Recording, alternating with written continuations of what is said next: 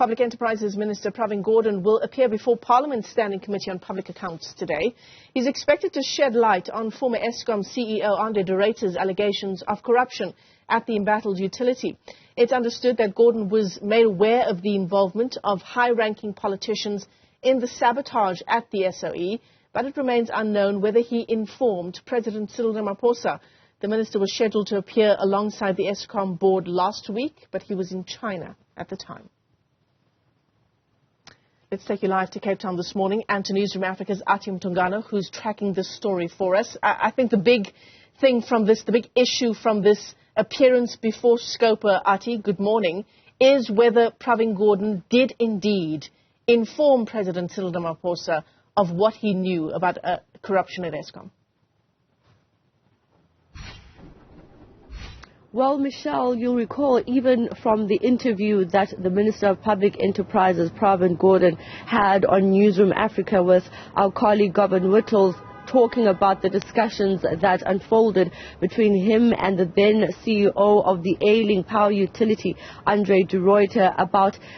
corruption within the power utility. Whether he took that up to the head of state, that being President Cyril Ramaphosa, will be answered perhaps today when MPs get an opportunity to ask those kind of questions. He will not only be asked whether he had informed the President of corruption allegations by André Ruyter, but he will probably also be asked about who this senior official, government official or a member of the executive cabinet that Mr. André Ruyter refused to name before the committee when he appeared not so long ago, because he said, André Ruyter, that he does not want to be subject to further litigation and that due to security reasons he will not disclose the name of that official. And so I'm sure that MPs will be then putting that question before the Minister of Public Enterprises as to whether he is aware of who that person is and whether, of course, he is aware of the cartels, the alleged cartels that have really been wreaking havoc at the power utility, mainly based in Mpumalanga, according to the former CEO of Eskom, who has now penned a book about his tenure at the power utility. And, of course, MPs were quite flabbergasted by the fact that he did not want to give much information about the names and as well as exactly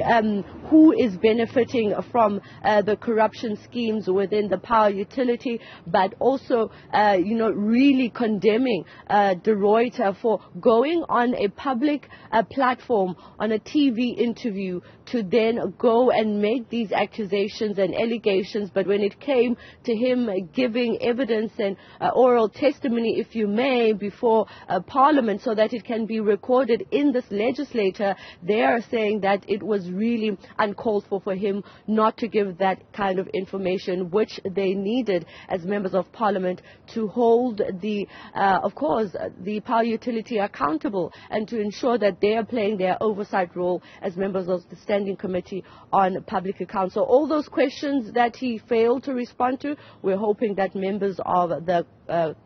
Standing Committee on Public Accounts will then get to ask those questions to the Minister of Public Enterprises. Yeah, it's Parliament's oversight function on full display for the month of May, right? André Ruyter appearing before Scopa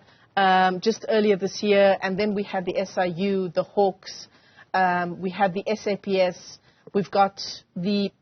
Public Enterprises Minister today, and then we've got Sydney Mufamadi towards the end of May. So May really has been the month of accountability, the month of Parliament asking all of these big questions insofar as Eskom is concerned. And it's happening in the midst of stage 6 power cuts, which is the irony of it all. I suppose the question, Athi, is, what do we get at the end of this month once Parliament actually gets these answers? And hopefully that's one of the issues that Athi will be tracking for us as she continues to track that appearance of the Public Enterprises Minister before Scopa today.